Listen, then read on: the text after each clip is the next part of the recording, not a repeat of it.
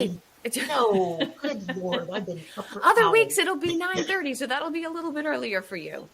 Oh, that's okay. I'm always up long before now. So Love early birds. And now I've got Helen in. This is my second interview with Helen this morning. Getting the Friday started off with double dose of crazy love with procurement. Good morning, Helen.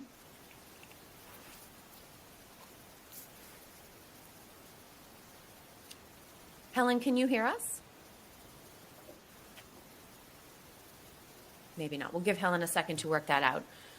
So, excuse me, two things. So we've come together today to discuss the results of this week's Supplier Diversity Discussions poll. I did want to note, just because this event is slightly different than other LinkedIn Live audio events, we are testing out the recording feature. So just full disclosure there.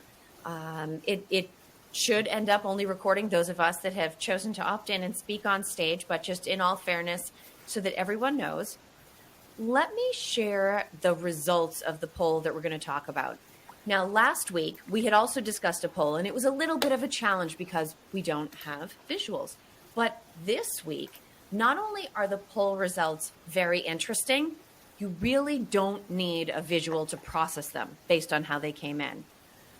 So the question that I posed to my network was, why do you have a supplier diversity program? And I actually gave 3 different choices, and then I gave the option for people to select an other. So my 3 top reasons, the ones that I had specified in advance. Number 1, because it is the right thing to do, came in with 62% of the vote. So by and large, that was where the vast majority of people came in. At 14%, I had government regulations and requirements. And then the last 2 options were tied at 12%. One was that our customers and shareholders insist upon it, demand it, right? There's been some sort of demand from either an investment or a customer base point of view. And the 4th option was other. And I prompted people to share in the comments what their other reasons were. Now, for the most part, most of the people that selected other actually added in the comments that they were voting because they wanted to see the results. So I appreciate the honesty there. I'm glad I picked a poll question that people were so interested in learning the results to that they wanted to watch it during the week as opposed to just waiting until yesterday afternoon when it closed. But the interesting thing about that is that it means that 12% of people who selected other didn't actually have another reason. So the 62% who said because it's the right thing, the 14% that said government requirements, and the 12% that said customer and stakeholder requirements, that's actually our 100%. So the effective 62% is even higher. So by and large, most of the people have started their supplier diversity programs or have kept them in place because they felt it was the right thing to do. And this group had a little bit of an email chat going last night as I shared the results. Kanda, I'm going to start with you because you and I definitely had a couple of back and forths. What's your initial gut reaction to this, having a supplier diversity program because it's the quote unquote right thing to do? Thanks, Kelly. You know, it's an interesting. It struck me as a very interesting result from the poll, because there's a part of me, I guess, ever the optimist, that wants to think that is really and truly what the answer is. And then there's that little part of me that's the cynic. And people that know me actually would say it's probably not a little part. That's the cynic that wonders if some number of the people who answered that they were doing it because it was the right thing to do were giving that answer because they thought that was the right answer to have, and that it was that there's an element of optics that's coming into play as to maybe why either people chose that answer. So there could be the optics of why they chose that answer, that poll answer, or that they truly think that their company may be doing it based on optics, but they aren't going to say that. Now, maybe that's just because I've only had 2 cups of coffee this morning, and so that makes me a little more cynical on a cold, snowy morning today. But I think it's fair, right? I absolutely think it's fair. And we should be concerned about optics. I mean, procurement has been pushing for a very long time to be regarded as a team with top line impact, a team that needs to be fully aligned with corporate objectives. Phil, that's something we talk about all the time. How should we bring into our work both this sense of doing what we believe needs to be done and what has been asked of us by corporate leadership, but making sure it's not just optics, as Kanda put, or making sure that if we think it's just optics for maybe the C-suite, that we're the ones that actually bring in that material difference. Phil, what would you say about that sort of bringing this type of concern into our desire to be aligned with overall business objectives? Yeah, it's really interesting. I agree with Kanda as well in terms of the results saying it's the right thing to do, and having some skepticism about that, and that we may think that as individuals, but that's not necessarily the way when you think of it from a corporate perspective, things. I do think that when it comes to tying in with corporate objectives, that suggests, and I think that's a big part of supply diversity, and perhaps why there's been difficulties with supply diversity programs in the past, is that it does have to be driven by a broader corporate objective, that is based around, I don't know whether it's value based, or whether it's ROI based, or whether it's regulatory based. There's lots of reasons why you would do, as you captured in the poll, why you would do it, but it has to be driven from top down objectives for you really as a procurement professional to be able to make an impact at a more than just a one-off basis. So we as procurement professionals, I think, can try and influence the increasing use of supply diversity, but I don't think that procurement on its own can stand up a supply diversity program without that being a core corporate objective and have a great deal of success. Yeah, and especially since everything's a great idea, and then you try to actually go execute it, and then you try to execute it at scale, and you realize they were all of these stumbling blocks or undecided things that nobody had anticipated. Helen, I believe your audio is all set. It's funny because literally 2 hours ago, we were having a conversation about being intentional, and that's all still in my head as we talk about this.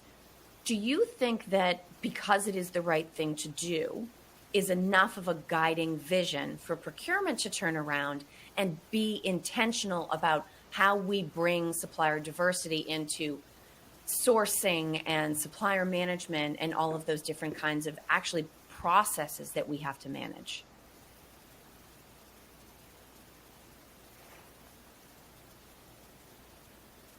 No, perhaps not. So maybe we have your audio, Helen, but not necessarily your output.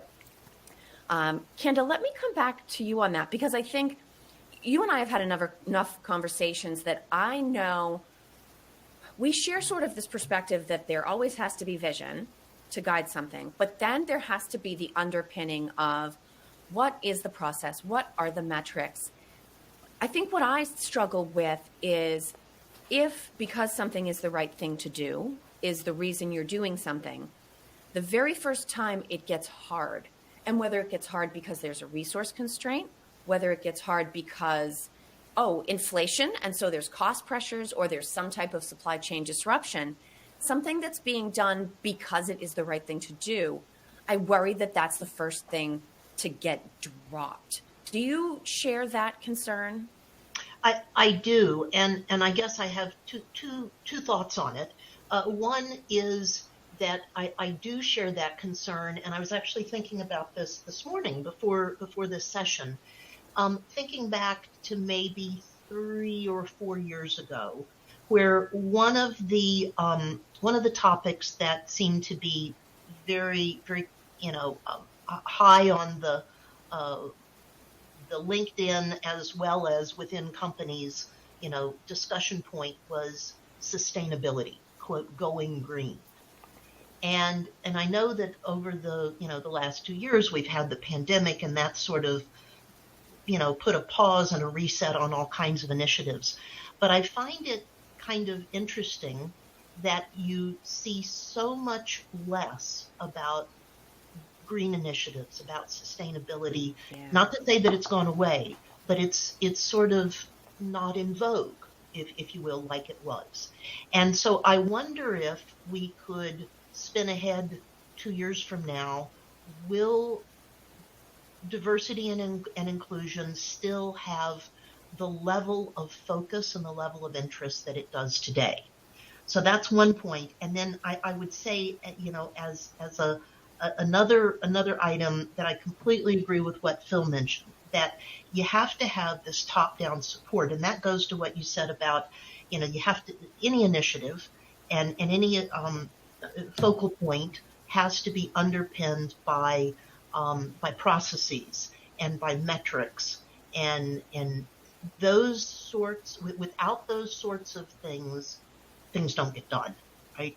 And that requires, in my experience, a pretty committed level of top-down focus from management, because to your point about resources, about conflicting and competing objectives, if it's not a top-down C-suite focus for a company, then it won't get the budget, the resources, the time, the attention that will allow the initiative to be sustained.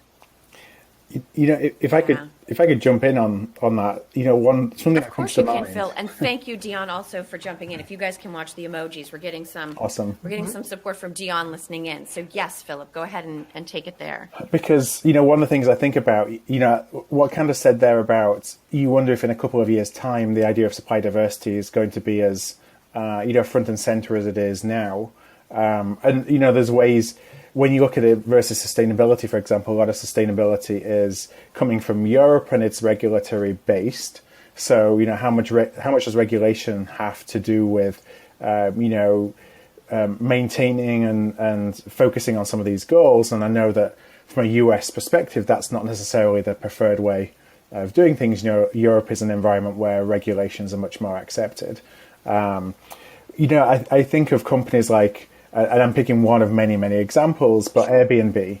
Airbnb are a company who have committed to, I think it's 20% of their supply base be with diverse suppliers by 2025. I think that's the goal. And there's other companies out there, I'm sure, that may even have more aggressive goals than that. But I think you have to hold yourself to account publicly to ensure that you have that public accountability, not just, the executive accountability. So there's kind of nowhere to hide. You put those goals out and you're tracking them and you're publicizing where you are on an annual basis in your annual reports. It gets those eyes on you from outside of the organization, so you can't just sweep it under the carpet as things change. I think it's those kind of organizations that are going to find that, when they look back in 5 years' time, they truly took a step change in the way they think about the diversity of their supply base versus those who are, I remember, it's kind of crazy thinking it was so long ago, but, 12, 13, 14 years ago, doing exercises to report to the government how much my company spent on diverse suppliers, and it was just finger in the air and check the box. And I do think that a lot of companies will still go back to that if they're not truly committed. Absolutely. And Helen, let's check your audio. Can you hear us and can we hear you? How about this? Testing 1, 2, 3. Oh, yay. We got it. So up to you if you want us to backpedal and go back to the being intentional, or if you want to sort of, I know you've been listening in, if you want to sort of pick up where Phil left off and run, I'll give you that choice. I think I'll pick up. I wanted to be a little bit controversial, actually, because this thing about the why being the right thing to do, in my experience, that's okay until the chips are down, and then the moral compass of the organisation goes out the window. I've seen building projects where we're all about sustainability, and when the budget is tight. The I don't know, the lights that switch off when somebody leaves the room gets cut from the specifications. So I think that the why, if the why only is there because it's the right thing to do, it's quite a position of weakness to start with. And I was really taken by Lamont Robinson's point that he made in your Sourcing Hero podcast, Kelly, where he talked about, he had those C's, didn't he? His Yes. 6 C's or his 4 C's. Yes. But he was talking about supplier diversity and how it made business sense. No, so how we didn't have to sort of be apologists for it. Actually, it made business sense, and that was in the sense of, the smaller supplier being more nimble, being more innovative. About cost, actually, he said it was quite the opposite in his 18 years experience. That diverse suppliers cost more because often they don't have all the overheads that the biggest suppliers have. And actually, finally, if you're an organisation whose customers are other businesses, so you're a B2B organisation, actually there's some competitive advantage or competitive obligation, in fact, to have a supplier diversity program, because your competitors will probably have it, and so you'll need to have it in order to be to be able to sell and to be able to win business. So I think there is something about the why and all the stuff that the other two, Kendra and Phil, have talked about. But I do think there's something about actually building up a case for supplier diversity that is, robust, and because it makes business sense. Because then if times are tough, it doesn't get ditched out of the window because people perceive it as costing more or being a nice to have. Yeah. No, I agree with you. And it's actually funny because I've been having many conversations about this. And one of the things that has come out in some of the conversations is that sometimes when companies have a very specific reason for pursuing supplier diversity, it is regarded as almost gauche if the answer is not because it's the right thing to do. So here are two specific examples of this. One conversation I had, I won't mention who it was with because it was off the record. This person was a consultant and was working with a logistics provider. And the logistics provider came and said to this consulting firm, listen, we don't have a supplier diversity program. We've never really thought about it, but we are going after this big government contract. And we now understand that in order to win and keep this government contract, we need to have a supplier diversity program. So please, can you help us stand up this program? Now, from my perspective, that's almost like the other piece of the puzzle. So it's okay to say, we have a supplier diversity program because it's the right thing to do, but that's just the start of the sentence. So why is it the right thing to do? It's the right thing to do because this government contract is lucrative, and in order to get and win it, one of this customer's objectives, just like quality and cost effectiveness, is that we have this program. To me, it's maybe not as altruistic as just saying, oh, well, we should be inclusive and it's the nice thing to do. But I'm not worried about that logistics provider bailing on their supplier diversity program if things get tough, because they are not going to jeopardize that government contract. And the other example I can share, because I'll be sharing an excerpt of this interview in a couple of weeks. I spoke with Kate Vitasic, head of the Vested program, and she's written a number of books about this. And she was talking about some of her work with P&G, right? So Procter & Gamble, big consumer brands company. And they have been very public about the fact that they want a supplier diversity program. And they focus heavily on working with women-owned businesses. And the reason why they focus on women-owned businesses is because women are their number one consumer group. And so this gives them a positive message that they can go back to this consumer group and say, hey, look at all this money that we invest in not only all diverse-owned businesses, but more specifically, women-owned businesses just like you. So connecting that supply demographic with the buy-side demographic, again, I don't view that as being mercenary, right? that's their, why is it the right thing to do? Because we view this as a key customer segment. I actually see that as being very strategic. And as with the logistics provider, I'm far less worried about them abandoning that program if times get tough than I would be if it was just simply, I forget now if it was Helen or Candace that said it, but that moral compass. I'm less worried about that moral compass kind of blowing in the wind if I know it's tied to some very specific business objective. And you probably won't get the inappropriate contract management standards that disadvantage the diverse suppliers that we saw about again from your podcast, and that the 54% with the 100%, customer standards, the different standards that our stakeholders might hold a diverse supplier to compared to an incumbent. Because there's a business reason for it, because that was quite eye-opening, that stat, Kelly, and I think that to me pointed to where the why is something that we just assume everybody gets, and they don't, and that's not a very powerful why. That just because it's the right thing to do, why is not a very powerful, because when you actually get into practice, people can still sort of push against it and set these unreasonable different standards or bars for diverse suppliers that procurement's perceived to have forced upon a stakeholder. And Kanda, I can see you're off mute. Did you want to jump in here? Yeah, I did. And thanks, Kelly. Helen, I really agree with what you're saying. I think you've hit on a couple very key points, and one of the things you said really struck me about the moral compass. I think we all tend to somewhat anthropomorphize corporations, right? And we try to ascribe to a company qualities like morality and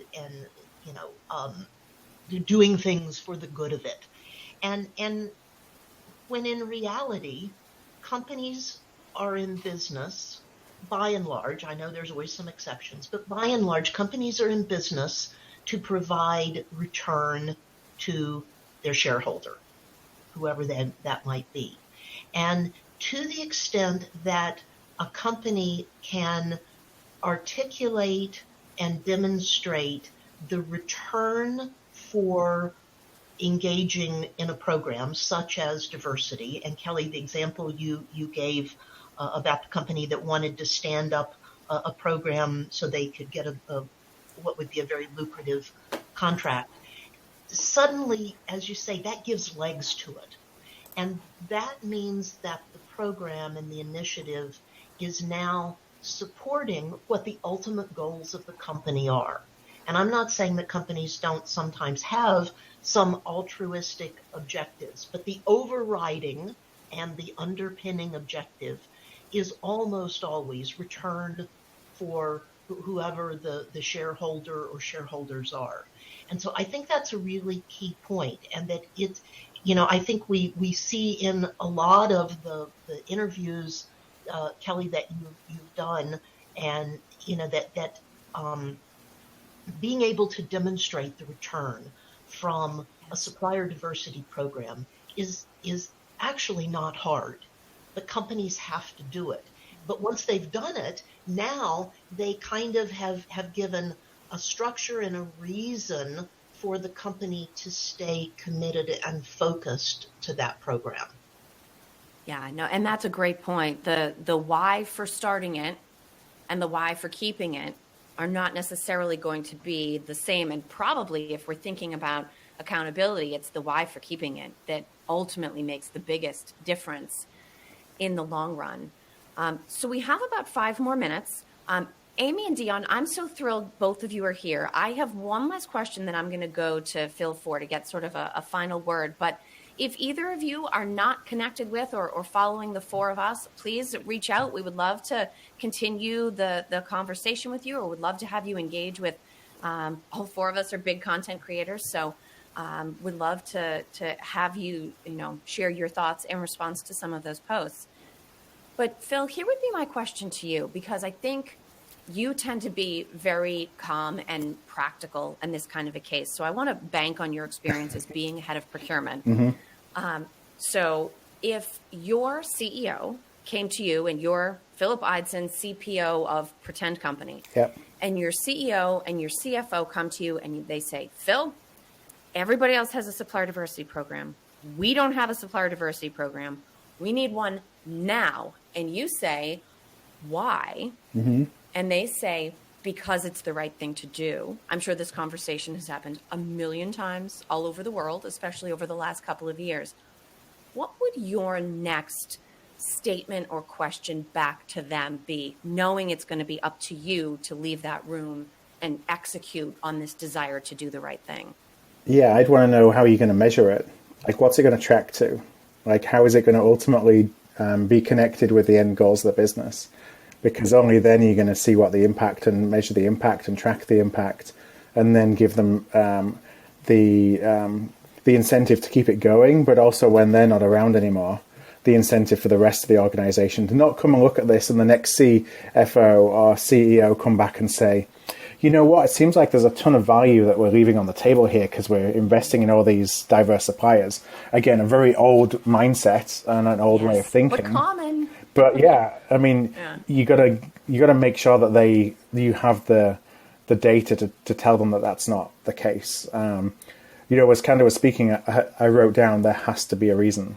And I mean, there has to be a reason. And what I see happening over the next couple of years when we talk about longevity is that, you're going to have a lot of organizations right now dipping their toe in the water, and you're going to be some that go all in and some that don't. But what's going to happen is that in a couple of years' time, people are going to reflect and say, what value did that derive?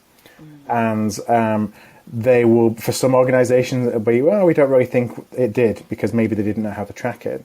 And they'll just let things go and not really maintain that focus. It's more of a check the box. There's going to be those that say, this was fantastic because it drove all these benefits. And so they'll continue the programs. Those that don't are then going to have this kind of question, okay, now I'm seeing the value that others are getting. Is that value that's important to me? Or do I not really need to care because it doesn't really impact my business too much? And it might depend on what industry you're in. It might depend who you're serving, whether you're working in local communities and that's part of your client base, what your brand and reputation needs to be, all those things.